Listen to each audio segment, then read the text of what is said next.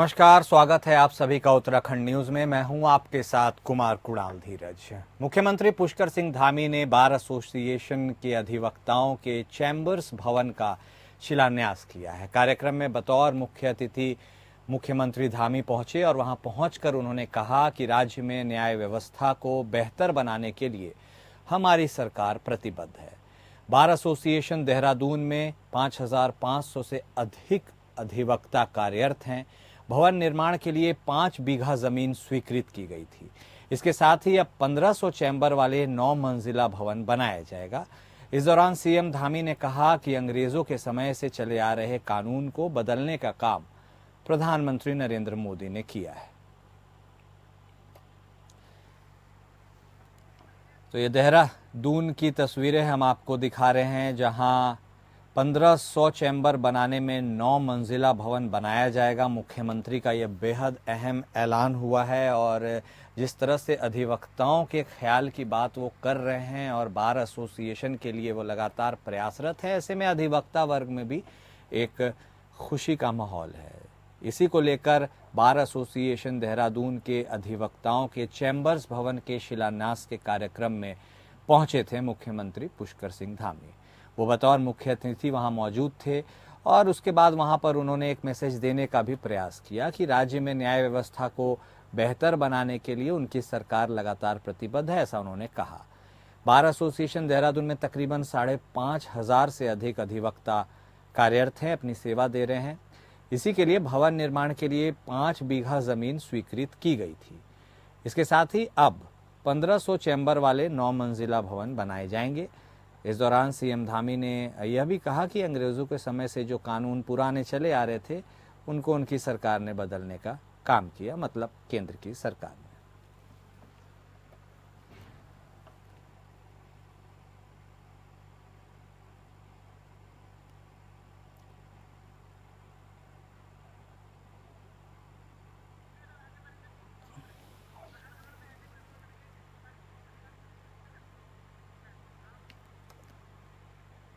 यातायात निदेशक और पुलिस महानिरीक्षक अरुण मोहन जोशी ने अक्टूबर में दोबारा शुरू होने वाली चारधाम यात्रा को लेकर वीडियो कॉन्फ्रेंसिंग के माध्यम से अधिकारियों की एक बैठक ली। इस बैठक में उन्होंने चारधाम यात्रा में जो सुविधाएं होती हैं, जैसे कि पार्किंग की सुविधाएं, इसके अलावा कुछ चुनौतियां होती हैं जैसे कि भूस्खलन प्रभावित क्षेत्र हो या फिर कुछ मेंटेनेंस की चीजें जैसे यातायात व्यवस्था समेत कई बिंदुओं पर विस्तृत चर्चा की। इस दौरान उन्होंने यात्रा मार्गों पर पड़ने वाले सभी व्यापार स्थलों में यात्रियों के रुकने की क्षमता के हिसाब से डेटा तैयार करने को कहा है। इसके साथ ही उन्होंने निर्देश दिए हैं कि चारों धामों में दर्शन के लिए यात्री लंबी कतार में खड़े न रहे, इसके लिए टोकन व्यवस्था पर विचार किया जाए। इस तरह की व्यवस्था लागू हो जाने से जो लंबी कतारें मंदिर के इर्द गिर्द लगती है उनमें काफ़ी कमी आएगी, क्योंकि टोकन के हिसाब से अपने समय सीमा अलॉटेड टाइम में वो जाएंगे और वहाँ पर दर्शन करके आ जाएंगे। इसके ऊपर भी विचार करने की बात उन्होंने कही है। इसके साथ ही डिस्प्ले के माध्यम से टोकन नंबर दर्शाने की व्यवस्था भी सुनिश्चित करने की बात कही है कि किसका कौन सा नंबर चल रहा है वह डिस्प्ले के माध्यम से पता चल जाए। इसके साथ ही यात्रा प्लान को आर्थिक तौर से कैसे जोड़ा जाए जिससे स्थानीय व्यापारियों को भी इसका लाभ मिले, इसके लिए भी एक योजना बनाने के लिए बातचीत की गई है कि जिस तरह से वहाँ के स्थानीय व्यापारी हैं उनकी आजीविका में कैसे इजाफा हो, कैसे उनका मुनाफा बढ़े, और इसके लिए एक प्लान इकोनॉमी से इसे जोड़ करके कैसे सुनिश्चित किया जाए, इसके लिए भी निर्देश जारी किए गए।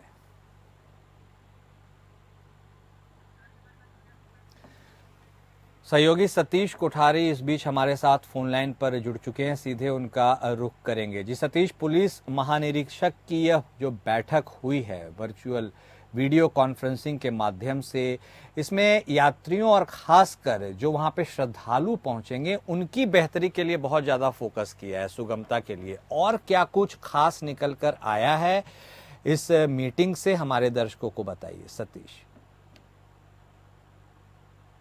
धाम यात्रा की। तो चार धाम यात्रा उत्तराखंड में वो यात्रा है जो कि विश्व प्रसिद्ध है।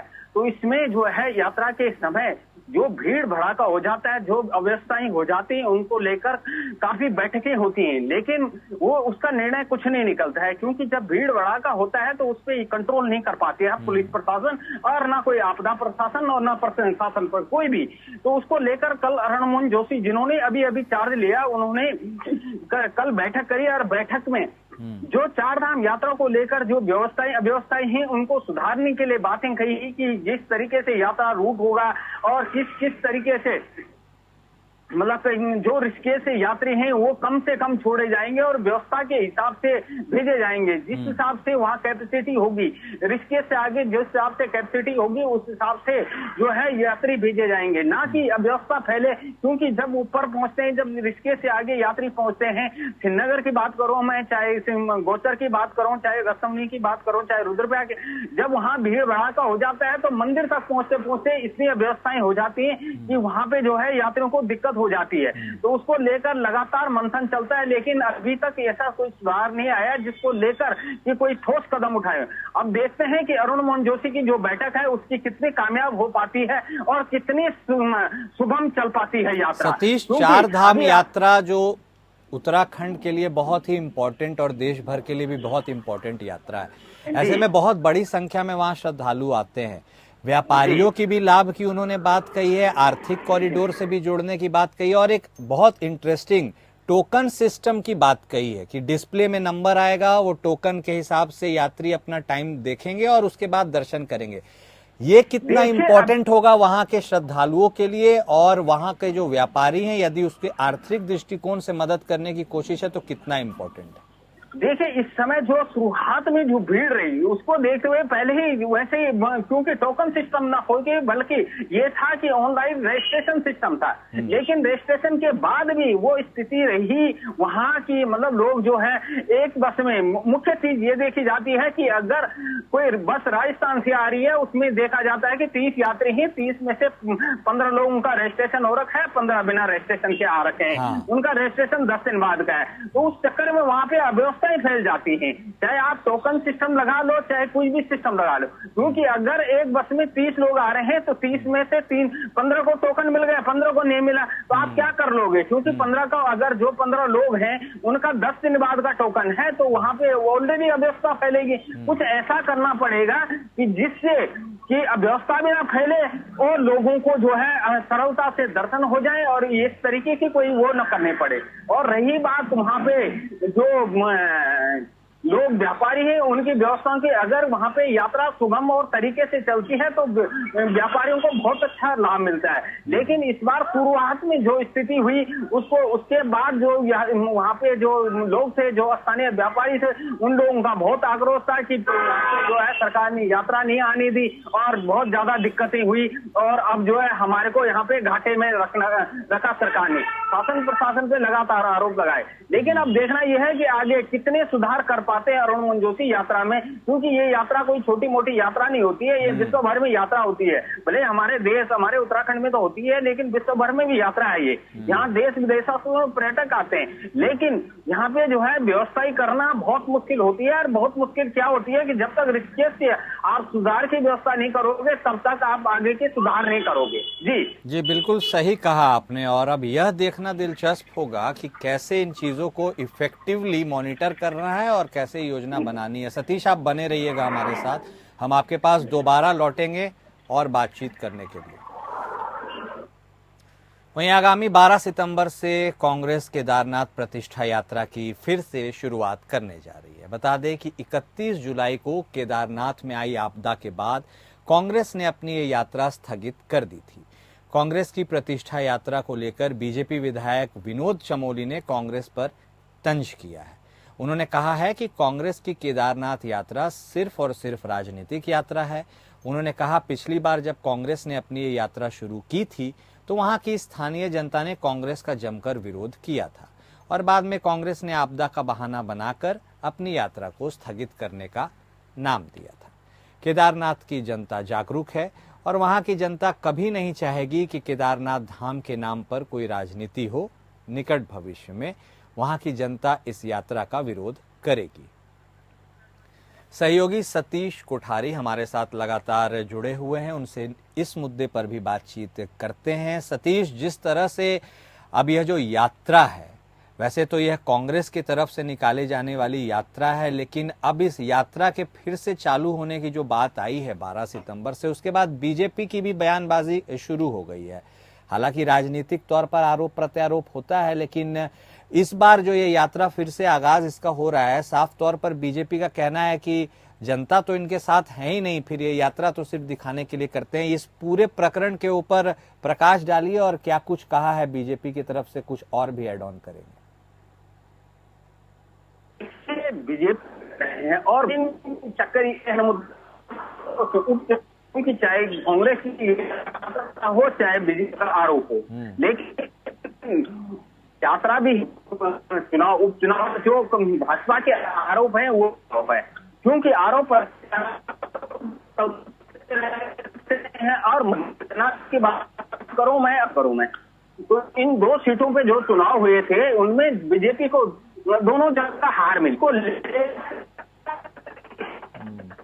बहुत ही ये तौर कसर नहीं छोड़ रही है कि तीसरी जगह भी तीसरे उपचुनाव में हार मिले, उसको लेकर लगातार कर रही है और कि मंडल में वहां पे जो है बैठकें करेंगे और जनता से रूबरू होंगे। भाजपा लगातार पूरी जो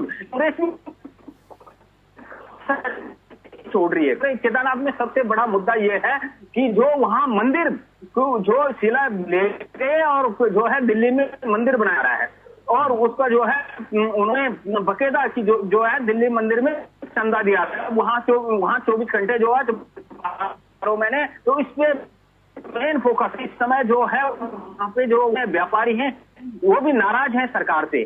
तो वो अब देखना यह है कि कांग्रेस को इस यात्रा से इस चीज बेनिफिट मिले। ठीक है सतीश, बने रहिएगा आप हमारे साथ। फिलहाल इस जानकारी देने के लिए आपका शुक्रिया, हम आगे भी आपसे जुड़ेंगे।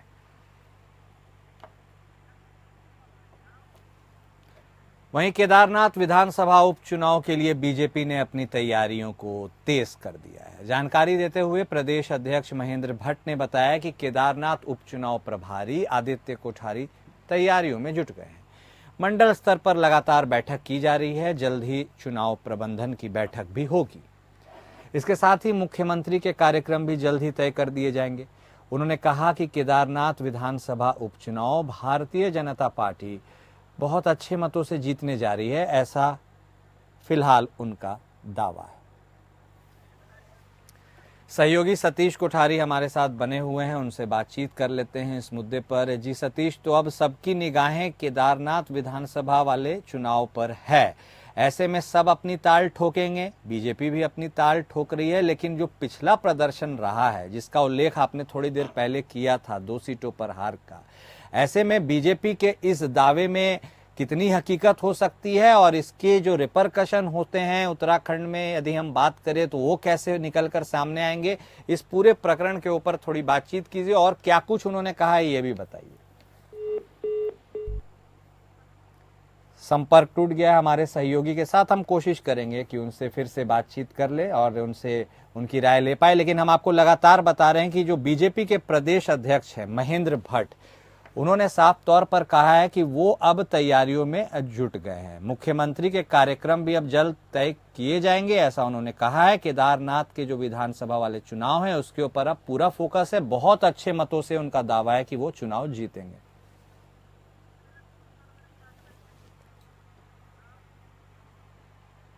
कांग्रेस के प्रतिनिधिमंडल ने राज्यपाल से मुलाकात करके उन्हें एक ज्ञापन सौंपा है। इस दौरान उन्होंने कई सारे मुद्दों पर राज्यपाल के सामने अपनी बातों को भी रखा। कांग्रेस के प्रदेश अध्यक्ष करण माहरा ने बताया कि हमने बिगड़ती कानून व्यवस्था के साथ ही कैबिनेट मंत्री गणेश जोशी के आय से ज्यादा जो संपत्ति का मामला चल रहा है उसके ऊपर भी राज्यपाल का ध्यान आकृष्ट करवाया है। इसके साथ ही हमने बीजेपी के विधायक के भाई के पास से मिले कारतूसों के मामले को भी राज्यपाल के सामने रखा है। तो कांग्रेस के प्रदेश अध्यक्ष ने यह बातें कही हैं और एक प्रतिनिधिमंडल ने राज्यपाल से मुलाकात की है और उसके बाद उन्होंने इन बातों को साझा किया। उत्तराखंड कैबिनेट मंत्री गणेश जोशी का एक बयान इन दिनों खासा चर्चा में है। गणेश जोशी ने पत्रकारों से बातचीत करते हुए कहा कि जब जब मेरा विरोध होता है तो मुझे इसका फायदा मिलता है। पूर्व में भी जब मेरा विरोध हुआ था तो मुझे इसका फायदा मिला और मेरी बेटी भी उसी की वजह से बड़ी नेता बन गई है। वहीं गणेश जोशी के इस बयान के बाद विपक्ष लगातार गणेश जोशी के ऊपर सवाल खड़े कर रहा है और इसी क्रम में कांग्रेस के प्रदेश अध्यक्ष करण मेहरा ने भी कहा है कि उन्होंने ये चीज को पॉइंट किया है कि आप इतने बड़े नेता बन जाइए कि आप मुख्यमंत्री भी बन जाएं, लेकिन आपके ऊपर जो आरोप लगे हैं उनकी जांच तो होनी चाहिए। इसके साथ ही उन्होंने कहा कि वह बड़े नेता तो बन सकते हैं, लेकिन आपराधिक प्रवृत्ति से परे हो जाना इतना आसान नहीं होता है। वह निष्कलंक नहीं हो सकते हैं।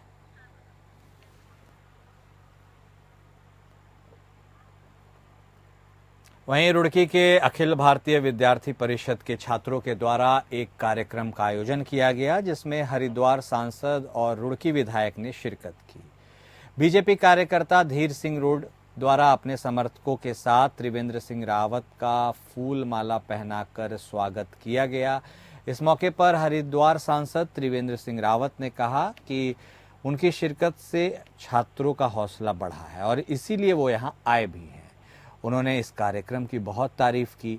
वहीं रुड़की विधायक प्रदीप बत्रा ने भी कहा कि छात्रों का हौसला बढ़ाने के लिए वह कार्यक्रम में पहुंचे हैं और हमारे देश के छात्र ही हमारा भविष्य हैं और इस कार्यक्रम में पहुंचकर उन्हें काफी खुशी का एहसास हुआ है।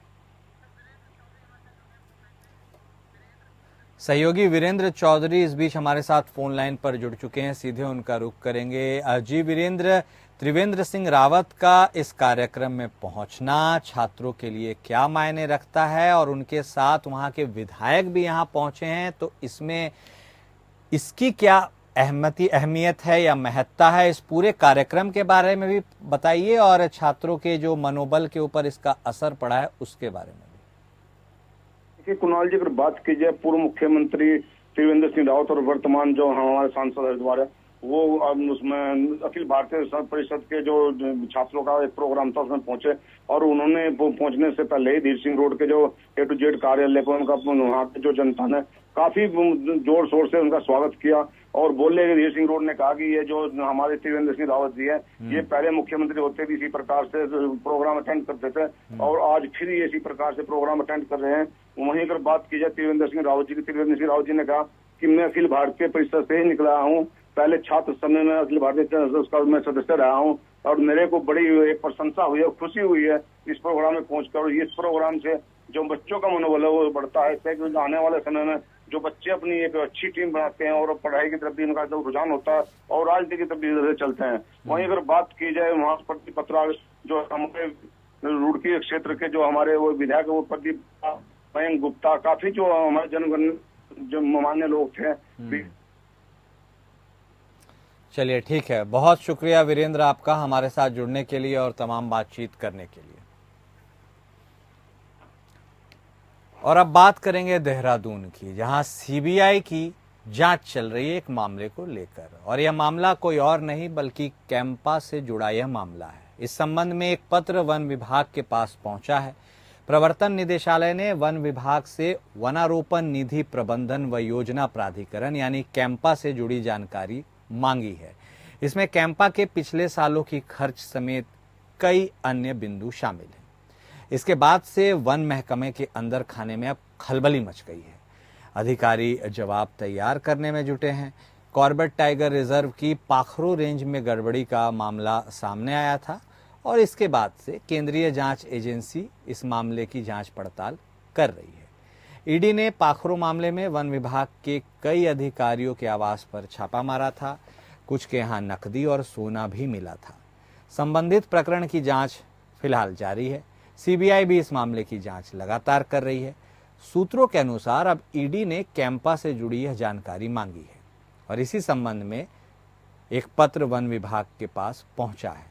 इसमें ईडी ने कैंपा के तहत बीते कई सालों के बजट की भी जानकारी मांगी है। यह बजट कहां पर खर्च हुआ, कितना खर्च हुआ, पूरा का पूरा ब्यौरा तलब किया गया है। इसके अलावा कैंपा के मुख्य कार्यकारी अधिकारी कौन कौन रहे, किस किस अवधि में रहे, इसकी भी डिटेल मांगी गई है।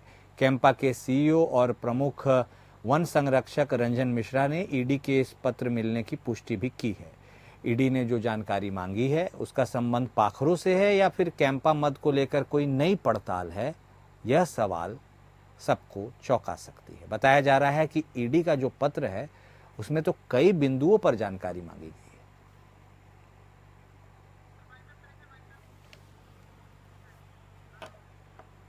और उत्तराखंड न्यूज में अभी के लिए इतना ही। नमस्कार।